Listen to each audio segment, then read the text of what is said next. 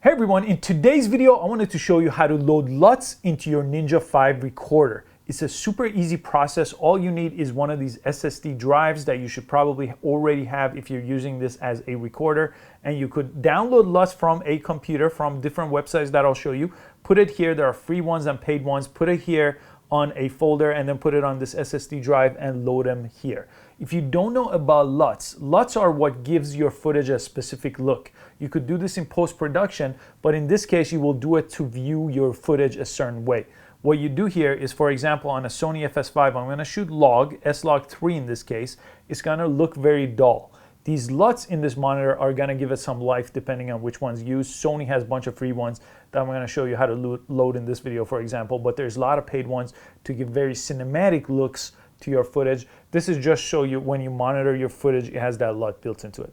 Let's go ahead and show you the whole process of where I get my LUTs, how to put it in a folder, and how to get it inside of the Ninja and load it up. So first things first, we're gonna power down our Ninja and remove the drive if we already have a drive plugged in. If not, you don't have to worry about it, but let me go ahead and power down my drive here. I'm just pressing and holding the power button on the side.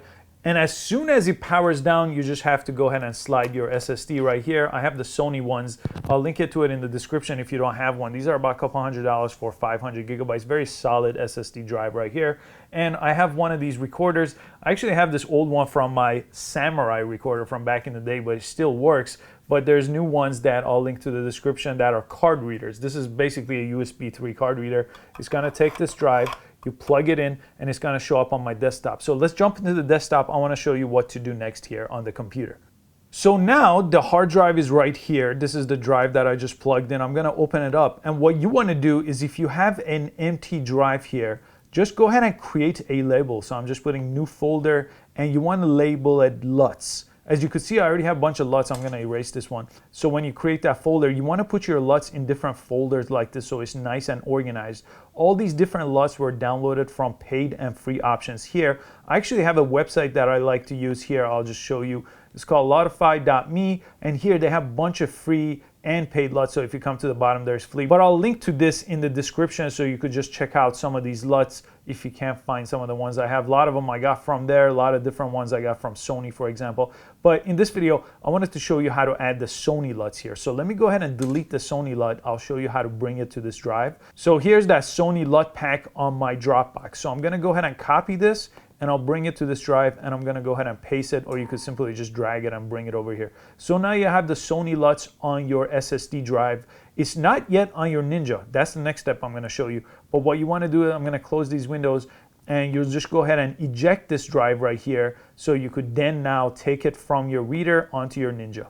All right, so now that I have my SSD drive with the LUT loaded into it, I'm just gonna simply plug it into the back of my Ninja here, and I'm gonna go ahead and turn on the Ninja, and then I'll show you how to load the LUT from that drive onto your Ninja and how to display it properly. If you haven't checked out the full video on the Ninja, I have in the description a full video on setting it up. So if you're not familiar with the Ninja, and this is a little too advanced for you, check that out first. It walks you through everything you need to know about unboxing and setting up the Ninja for the very first time. Okay, so now on the Ninja screen, this is how we're gonna load up our LUT.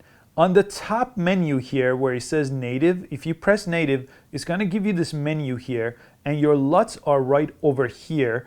And I'm gonna show you how to load in the LUT and then how to display it, 2 different steps. So now you're under LUTs. You have 8 different versions of LUTs that you have loaded in. As you can see, I have all of them loaded in. So when you press one, right here on top of LUTs, it says Airy Universal. It shows up the name of the LUT. These are all different LUTs. So Alexa V3, for example, is the 4th one.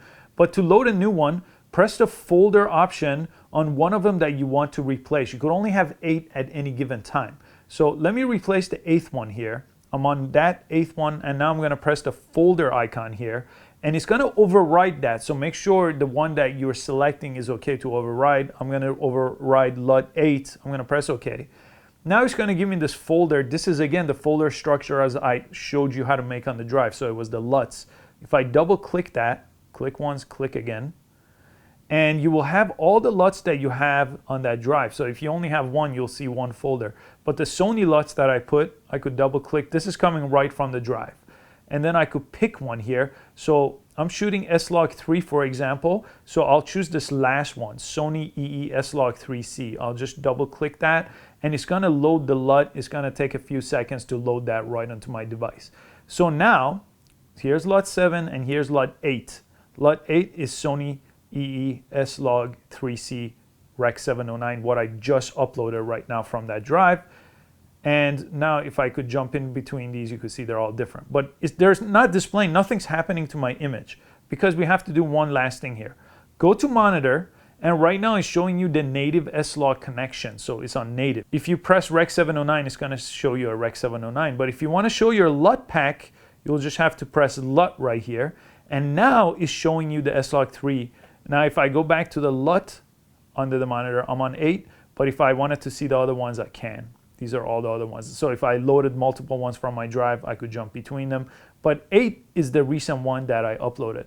So as you could see here, this looks a lot better to view as a monitor. You could see your blacks are a lot more crushed than what's happening on the monitor. So if your client's looking at this or you're looking at this, this is a great way to display your footage for yourself. And you could always turn it off just to see what the native recording is. So if I go here to this LUT pack here and go to monitor, I could go to native. So you could see the difference.